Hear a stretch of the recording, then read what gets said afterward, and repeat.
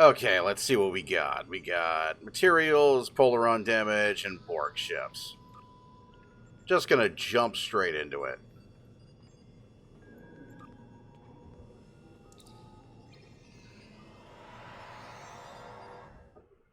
So I do want to apologize for Half-Life 2 not being updated recently. I do need to get on that, preferably before Half-Life 3 is released, which apparently it's, there's a lot of buzz about it. Okay, go. Go, my children.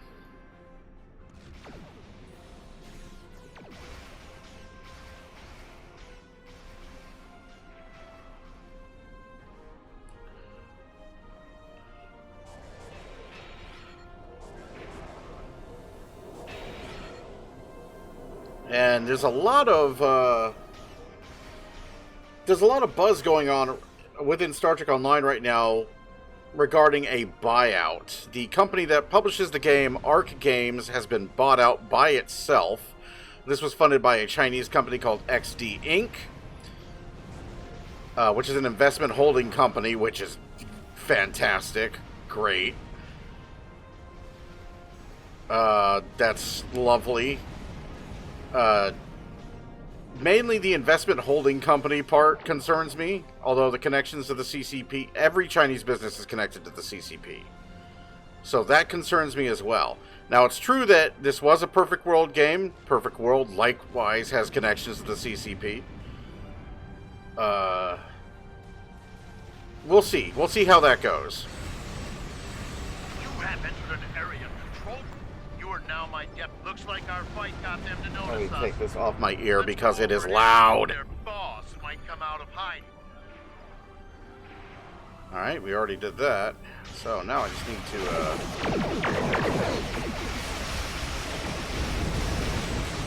get some shoot bangs on.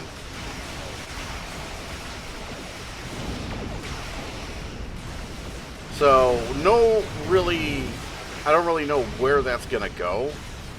I'm gonna be keeping an eye on that because at this point, the only thing that's gonna kill this game is a rights issue. This game is, I don't want to describe it as like the cockroach of MMOs because there are certainly other games that deserve that title more. But this game has certainly weathered quite a few storms. Far more than I would have thought it would. So, yeah, this game will not go quietly. There is also increasing... there's also, like... The pitch of the rumors regarding the end of the current era of Star Trek on television is also accelerating substantially. Kurtzman is generally being considered by a lot of people, including some publications, as being out. And there's some guys who are working on a script for a new Star Trek movie that is going to be basically a clean start. I hope that that is a clean start from the 90s stuff. Let's, just, you know, just forget, like, the last 10 years, essentially, at the very least. Although, Kelvin also seems to be dead. So probably that, too. Which I'm okay with, to be honest. I'm okay with that. I think that's what they should have done years ago. I'm concerned it may be too late, and I'm concerned that the guys they got to write the script aren't really connected to anything Star Trek. This is a trend that Hollywood has been doing a lot, where it's like, you know what would be great? Who would be a great idea to work with this franchise? Someone who doesn't give a shit about it. Like, someone who has no idea what they're doing. They do this over and over again, and they keep bragging about it. But these guys did write D&D Honor Among Thieves, which I thought was a real good movie. So, here's hoping. Here's hoping it's good.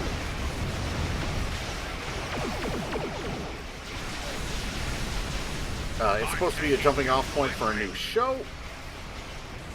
I have no idea. They said, I'm hearing, like, post-Nemesis, but I'm also hearing post-Picard. And to be honest, I'm good with either. they're both kind of the same thing. Like, if it's post-Picard, they won't have the rights to Picard, because that was produced by Secret Hideout. Unless they do some negotiating for the rights, which I can't imagine why they wouldn't if they were going to part companies. Just give Secret Hideout a big briefcase of money and buy the rights off them. That would be the smart thing to do. Like, buy the rights off of them, and then so that you have everything consolidated under one roof, and you avoid the franchise split that we had forever before. Thank you for your... So it feels a bit like history repeating itself in the opposite direction with regards to Secret Hideout. Just buy the rights off them, Skydance. And that way you can do whatever you want, basically, with the, if you're doing post-Picard. You don't have to worry about traipsing through a minefield of what you can and cannot use. Now we gotta blow up some Borg. We have the suspect.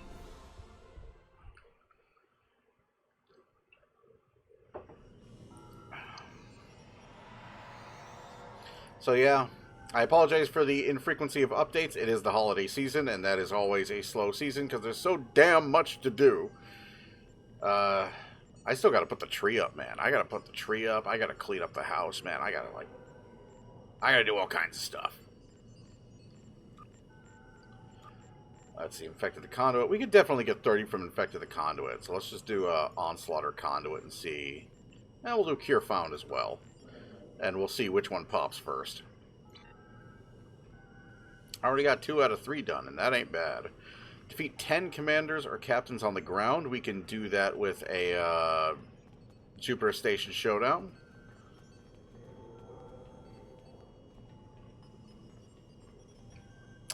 Let's see. The Old Sierra. Is that one of the Sierras? I think that's one of the Sierras. In fact, I think I used to use that one back in the day. I went through several iterations of uniforms before I finally settled on using the Jupiter ones for everybody. But that was like 2011? Yeah, that was 2011 when the Jupiter uniforms came out. I have to admit, part of me really... Someone's rocking the hazard suit. Part of me really did not like Odyssey becoming the standard. Like, it is... What are you, like a... You look like a wizard or something. Probably does have all the magic stuff. All the magic stuff of the zombies. You could legit play a necromancer in this game. Now, with, like, the Halloween zombie thing. But I remember the Jupiter, man. The Jupiter uniforms are cool. Let's go ahead and launch our Jem'Hadar fighters. Since I forgot to take them off.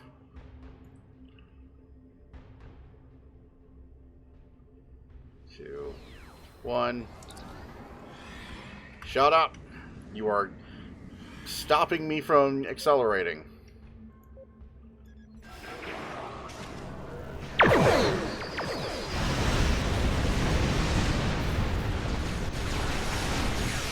Attack.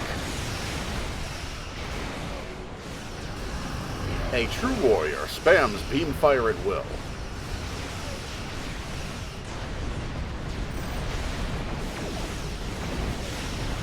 That's what Worf would say if he were here.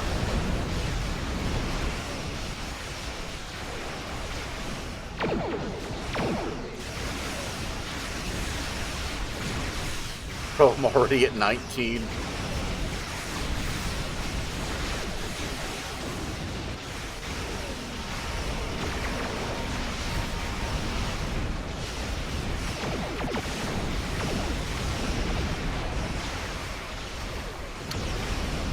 Yeah, but the thing you don't understand, Borg, is I don't care. I got like a 400% hull regeneration rate. Go ahead. Make my day.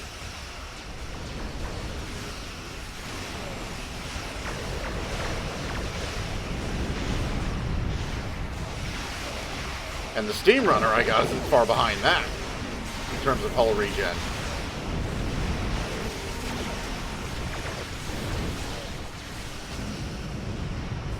So yeah, this Dreadnought is basically like the clown balloon thing. You can punch it, but it's just coming back up at you.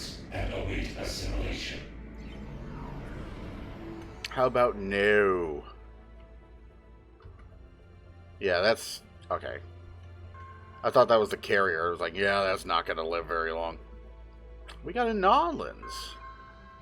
The Tecumseh. Is that actually a cannon in New Orleans? I think it might be.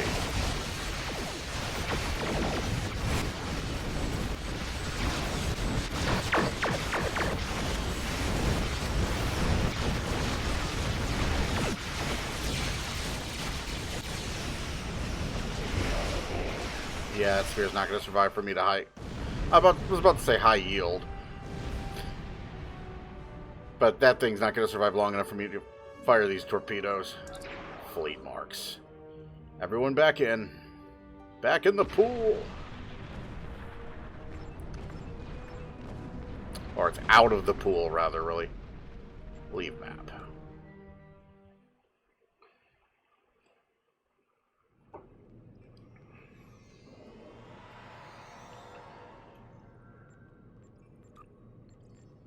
Hello. Task Force. What's this? Battle of Corf... oh, hell. How about hell no? 10 commanders or captains on the ground. We can do this.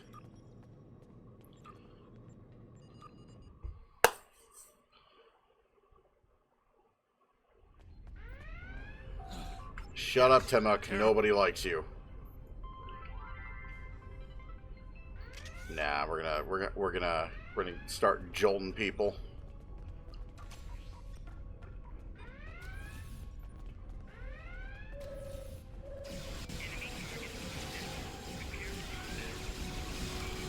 So this is on elite, so we should be getting more commanders than I'm seeing.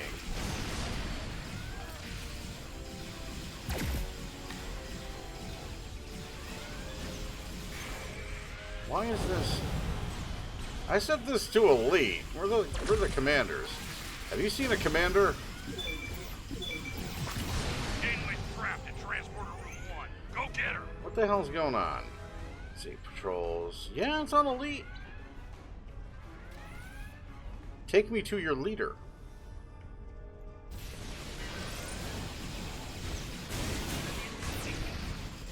Where are the commanders? These are all ensigns and lieutenants. Heads up, incoming hostile. Damn. He has partial transporter access. Site to site only. Okay, there's a commander.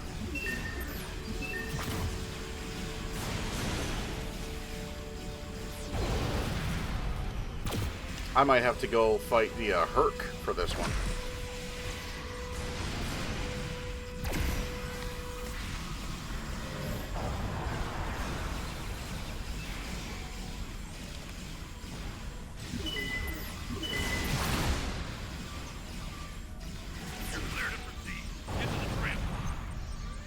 You'd think you'd be fighting more commanders on elite. I'm not going to fight Janeway because that's incredibly annoying.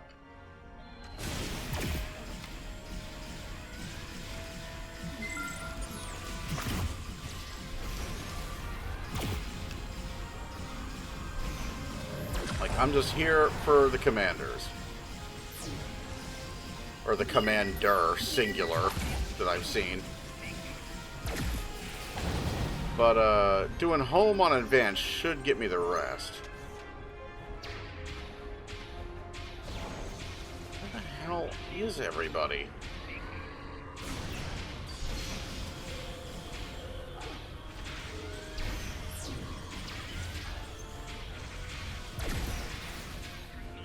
Like, honestly, doing, like, the first 2 rooms of home should get me this, this Achieva Dever. I keep wanting to call them Achievables. Damn, she's beaming out.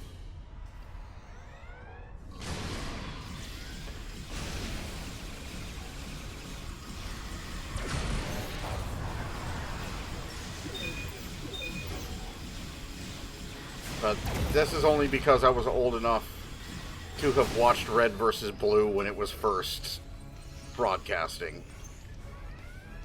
I don't know if you could say airing, because it's, you know, internet show. She only had access to site.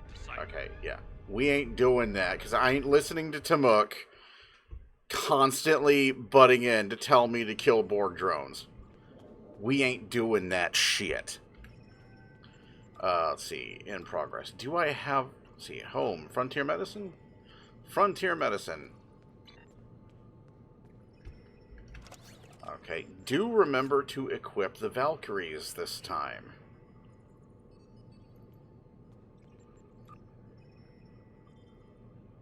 Where are the Valkyries? There they are. Okay, that. Mark package, fleet marks. Let's see where we're at. 414. Okay.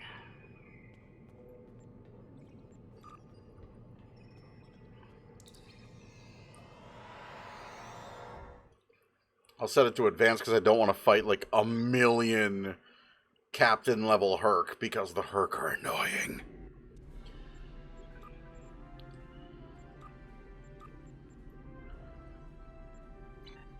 Okay, Frontier Medicine. Let's fight some bugs.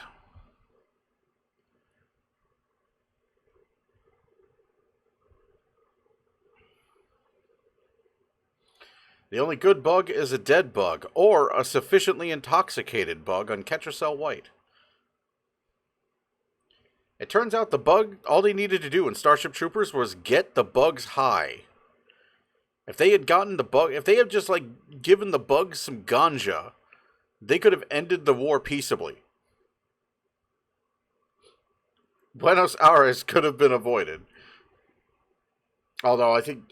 isn't the implication, at least in the Verhoeven movie, isn't the implication that the Federation, or whatever the hell they were called, set that asteroid to Buenos Aires themselves? Like, they arranged for a disaster. We'll need to find their central... Alright. Let's see. Enemy life signs ahead. Get ready to fight. We're going to activate the Proceed time with device. caution.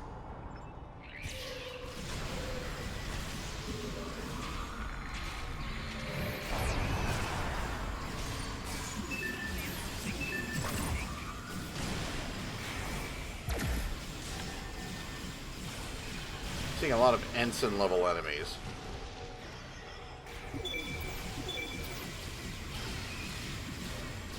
Well, captains count, so... you're annoying. You're so fucking annoying.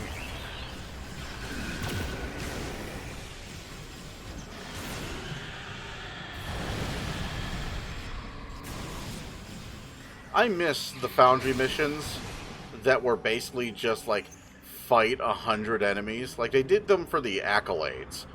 But those missions would really come in handy now with these endeavors. Like, that's what you can do, Deca. If you don't want to develop content, just turn the game into a UGC game.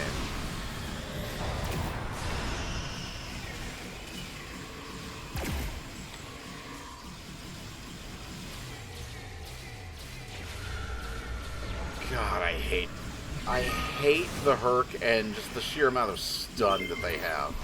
It's annoying.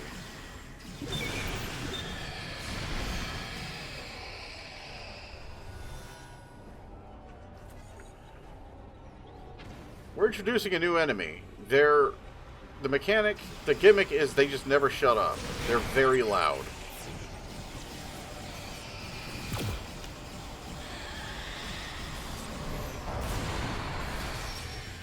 Personally, I feel Herc versus Tholians is a missed opportunity, considering how weak the Tholians are to Sonic.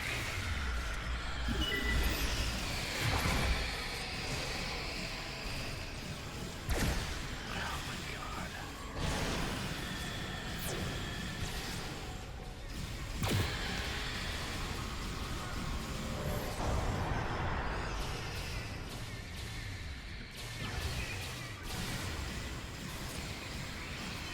Guardian, hey, there's a commander.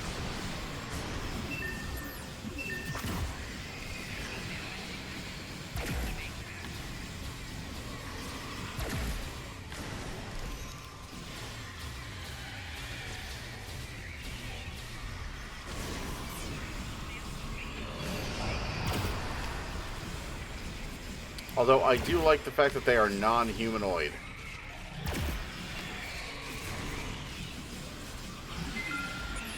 And I understand there's a lore reason why there's so many humanoids.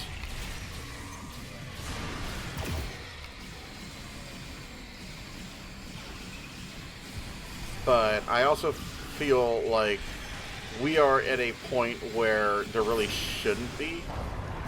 Like, that's not necessary. Although, like, I hope to see fewer, like, less humanoids as, like, I do want to keep seeing Klingons and stuff, don't get me wrong. Like, like, a lot of the humanoid races are cool, and I want to keep seeing more of them. But, we do live in a day and age where it is probably easier than it's ever been to incorporate non-humanoid stuff. But, because it's easy doesn't mean that it's cheap. One of my favorite shows is Farscape. And that show was made in partnership with Jim Henson Studios. So they basically had like lots of puppet work on that show and lots of far out crazy looking aliens.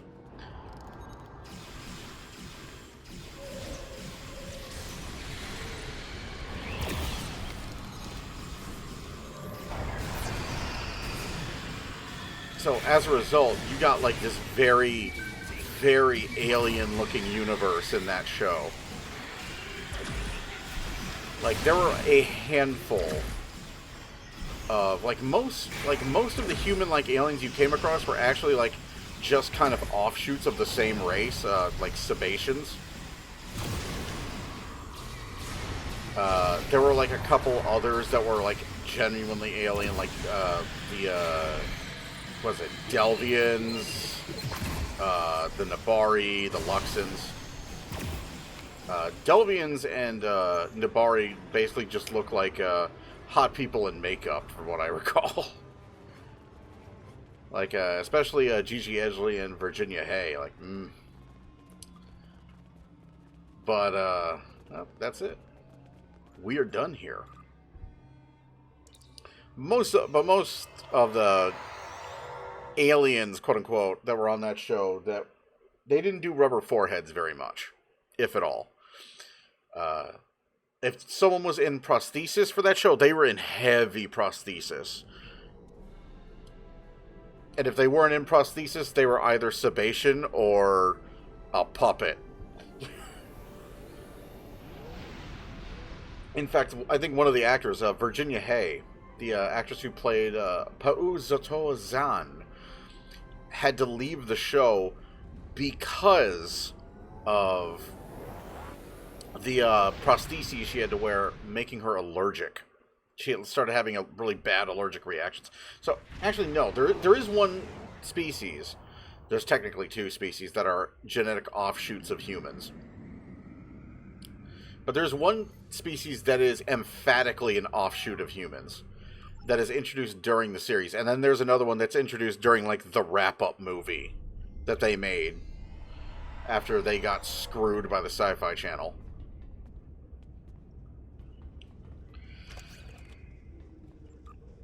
And I ain't telling you which one's which, because I want you to watch the fucking show, because it's good. God knows we're starved for good sci-fi nowadays, so if you haven't seen Farscape, for God's sakes, man, go watch it. Farscape and Babylon 5. Make a day of it. You can't go wrong with either. Like, that's the kind of science fiction I want us to get back to. Like, as a civilization, can we just go back to, like, Farscape and B5? Because I am so sick to death with everybody trying to be Battlestar Galactica. Like, everybody wants to be Battlestar Galactica, but Battlestar Galactica wasn't even Battlestar Galactica. Like, that show that show, like, it was a good show, right? The 2003 reimagining of Battlestar Galactica, it was a good show, and there's there's a lot of cool stuff to be a fan of from that show. But the thing is, that show was good despite a mercurial, insane showrunner, not because of it. Like, that show was good despite a whole string of insane decisions being made by a guy who really needed to be put in check. And that was Ron Moore. And if you've watched the show, it's very easy to see. Like, you can almost, every time, you can chart. Let me put it this way. You could chart, like, when the writers came up with an idea that they wanted to follow through, and then Ron Moore fucked it up by, like, issuing, like, some sort of mercurial decree that fucked everything up that they had been setting up. Like, the whole plan. This is often mocked for Battlestar Galactica, is the Cylons have a plan. What the fuck is the plan? Because we're getting mixed signals here. What the fuck is the Cylons' plan? Like, what the hell are they trying to do? It eventually gets retconned into basically just straight up revenge. When the plan was that the Cylons, can't conceive, and they want to figure out how to conceive, right? Because they have human form Cylons, but they can't reproduce naturally, and that's something they're going to have to do if they want to, like, take over the planets they just blasted into the Stone Age, right? That was the whole point of the Starbuck arc on, like, Caprica, is they're trying to figure out how to reproduce.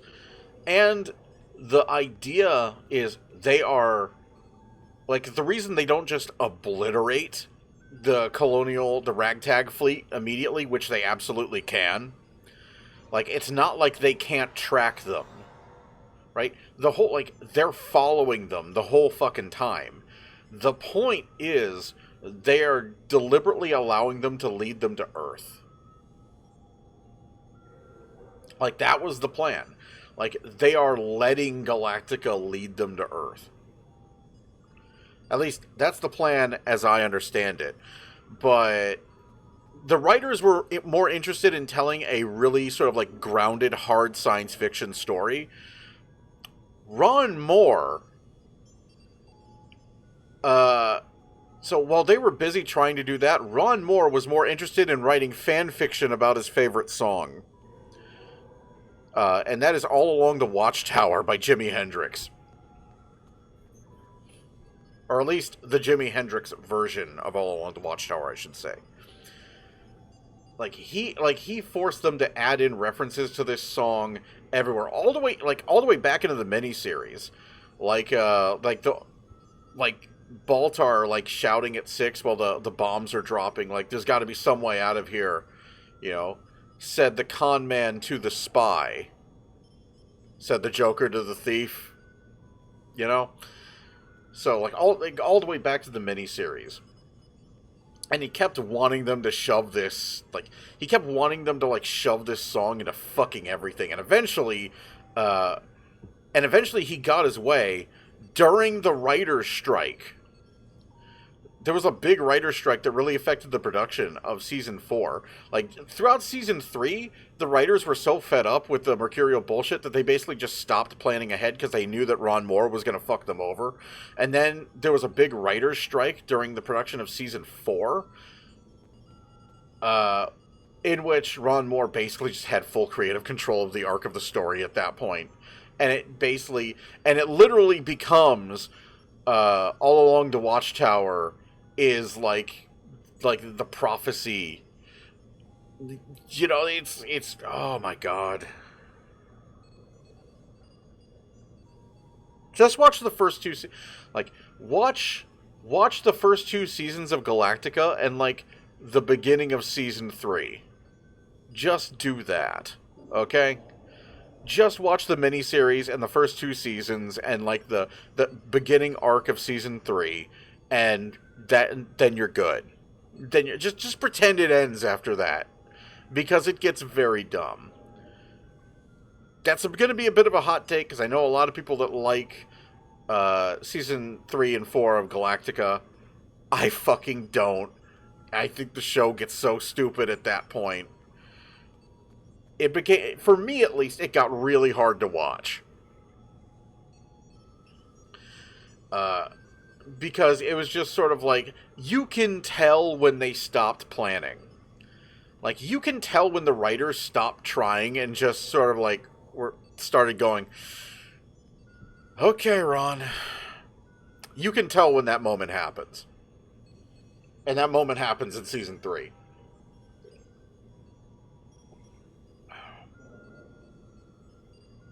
There's good stuff, don't get me wrong. There's a, like, the season 4, there's like a mutiny. That arc is real good. But season 4 also, like, literally weaves, like, Jimi Hendrix into the main plot as, like, the MacGuffin, essentially.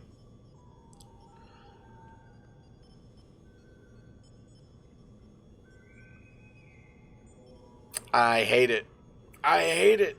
Like, if it were thematically, like, I would be fine if it were, like, just a thematic thing, right? Like in an ancestral memory, this just keeps popping up, which I think was initially the idea, where, like, all along the Watchtower, there are things, like, there's a cyclical nature to the universe in Battlestar Galactica, right? Where, and, like, there's a phrase that, like, pops up all the time. All this has happened before, and all this will happen again. And I think the initial idea was, like, stuff like all along the Watchtower is just kind of like it's like genetic memory, right? It's just like, it's like ancestral memory that's, the cycle is repeated so many times that it's basically programmed into you, like, at this point. And you just, there's some things that just keep popping back up, you know, in culture and in literature and whatnot. I think that was the idea. Like it begins very like it's painted as very metaphysical and mysterious and religious, but it's also just sort of like, you know, when you find out the holy book isn't a holy book, it's a documentary, right? It's this stuff, all this has happened before, but so long ago that it is effectively faded into legend. But then he just turns, like, that would have been cool, but then Ron Moore turned it into the entire ass plot of the show. And that was the point in which I started going, this is dumb. And it was. It was dumb. Just watch the miniseries in the first 2 seasons at the beginning of season 3, and then assume they made it to Earth. You know, and you know, like Adama, like, retired to, like, a ranch. You know, just like, I don't know. Adama got his own ranch somewhere.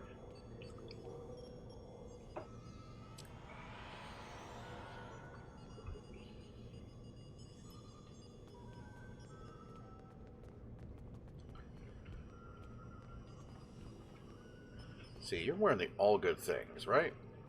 Yeah. I wonder if they're going to incorporate this. Hey, Kestra! Cool. Kestra Riker. I wonder if they're going to incorporate the All Good Things uniform into... Like, that'd be cool, I think. I could see that. I wouldn't mind that. Like that's the 2390s uniform, and then it goes over to the Picard uniform, right? If they are doing post-Picard, if that's what they're doing. I wouldn't mind that. You know?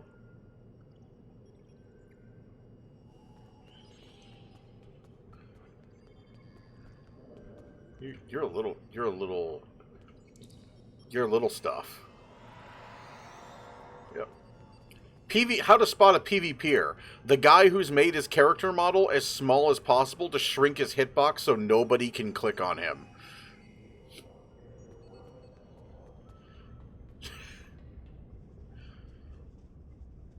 Like, this is a thing. If you play this game for a while, you know what I'm talking about. You see these people around. They're usually complaining about everything.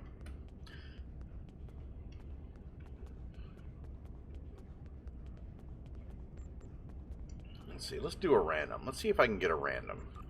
Let's see if we can get a good random.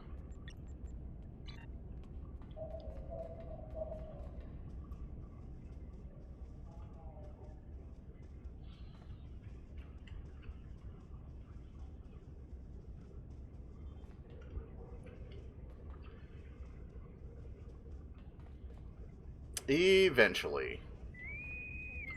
Random TFO. Alright, what TFO do we have? Please don't be something that locks you in a room for 15 minutes. I bloody hate them. It's gonna be Borg Disconnected. It's gonna be Borg Disconnected, or Operation Riposte, or Draenor Gauntlet. Oh my god.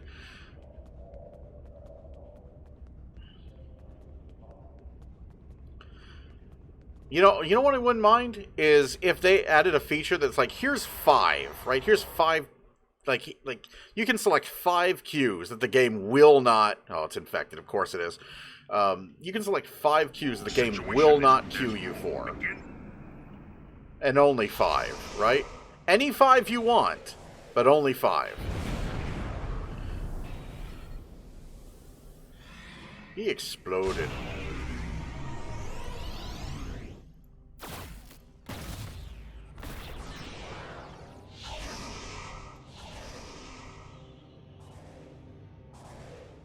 Someone's got a Typhon. Typhon is launching elite Scorpions. No, it's a Federation ship. That is USS Tasman. The Vector. The Carthage.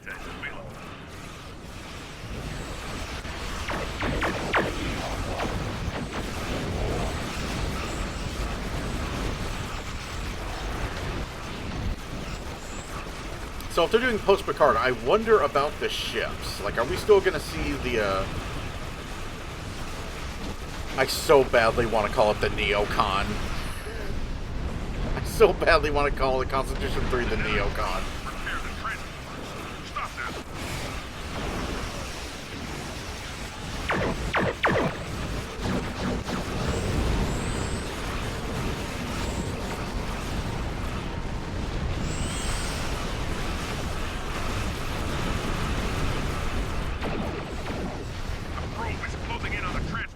Is it? Is it really? Because I don't see it.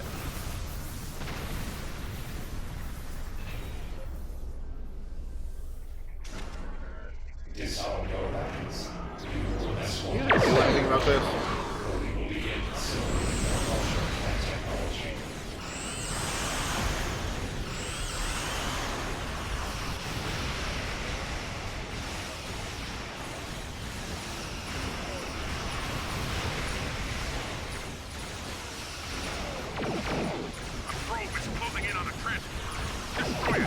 Not over here, it's not.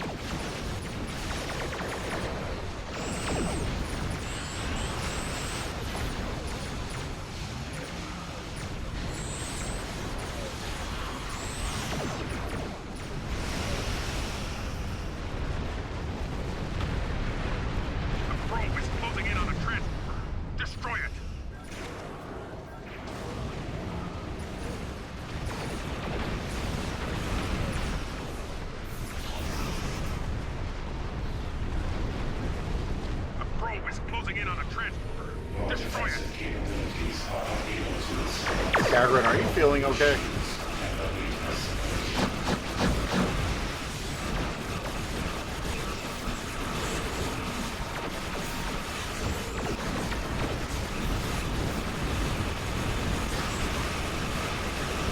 Handle that timer.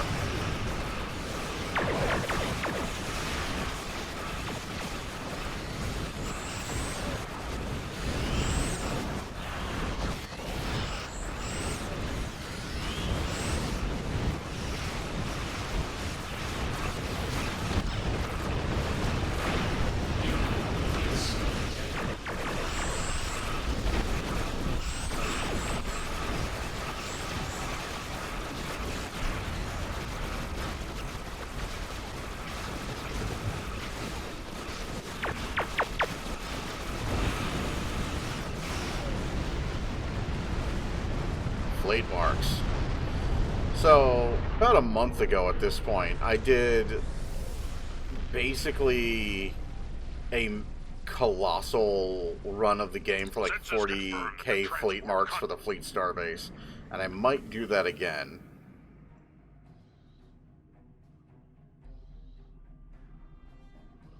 I didn't record it previously because it was mostly like it would have mostly just been dead air of me just sort of like staring, dying inside, running random queue after random queue, but I might record it. I might record it this time.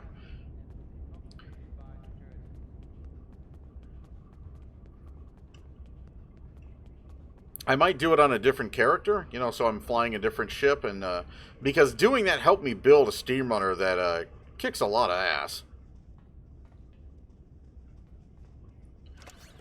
Okay, 504. Where can I put my 504 fleet marks? Where are they needed? Let's see. There. I guess in here. Basic raw materials.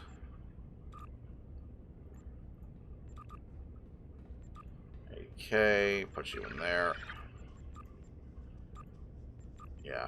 Expertise, I have flooded my holdings with so much expertise that I am actually lacking for expertise at this point. Where the hell do I check my expertise?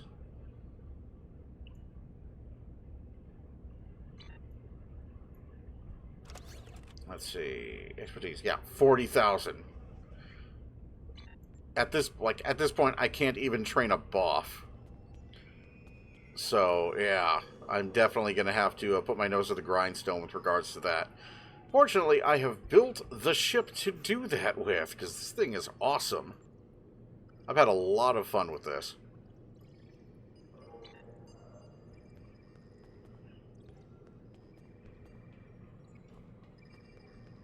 Alright. Bit of a rushed one. Today. But don't worry, Half-Life is coming. And apparently Half-Life 3 is coming, so I better fucking step on it if I want to be able to say that I finished my Half-Life 2 run before Half-Life 3 was announced. We're going to get Half-Life 3 before GTA 6. Let that sink in. Of course, then GTA 6 is going to sink the industry, but that's its own video.